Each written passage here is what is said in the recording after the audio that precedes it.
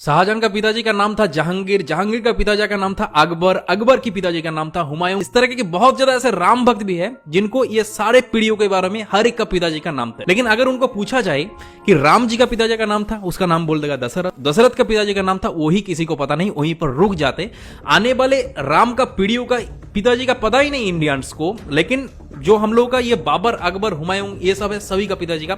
एक के बाद एक पूरा एकदम 7 पीढ़ियों तक नाम एक के बाद एक बोल देगा। तो दरअसल आज की इस वीडियो के अंदर आप लोगों को राम जी का पूरा पीढ़ियों के बारे में कि कहां से राम जी आए थे, वीडियो को इतने ज्यादा लोगों के साथ शेयर करो ताकि हर एक इंडियंस को ये राम जी का पूरा पीढ़ियों के बारे में पूरा पता चले। तो प्रभु श्री राम जी का पिताजी का नाम था दशरथ, दशरथ के पिताजी का नाम था अज, अज के पिता का नाम था नाभाग, नाभाग के पिता का नाम था ययाति, ययाति के पिता का नाम था नहुष, नहुष के पिता का नाम था अम्बरीशी, अम्बरीशी पिता का नाम था प्रशुशुक, प्रशुशुक के पिता का नाम था मरु, मरु के पिता का नाम था सिग्रग, सिग्रग के पिता का नाम था अग्निवर्ण, अग्निवर्ण के पिता का नाम था सुदर्शन, सुदर्शन के पिता का नाम था संखन, संखन के पिता का नाम था प्रबद, प्रबद के पिता का नाम था अंजुमन, अंजुमन के पिता का नाम था दिलीप, दिलीप के पिता का नाम था भागीरथ। और ये वही भागीरथ है जो गंगा को पृथ्वी पर ले आई, जिसको आप लोग भागीरथ के नाम से भी जाना जाता है। राजा भागीरथ के पिता का नाम था कुकुस्त, कुकुस्त के पिता का नाम था रघु। और ये रघु वही राजा है जिनके नाम पर ये रघुकुल पड़ा है। ये बहुत ही पराक्रमी और तेजस्वी राजा थे। आज भी कहा जाता है कि रघुकुल रीत सदा चली, प्राण जाई पर बचन न जाए। तो राजा रघु के पिता का नाम था राजा असमंज, राजा असमंज के पिता का नाम था राजा सगर, राजा सगर के पिता का नाम था राजा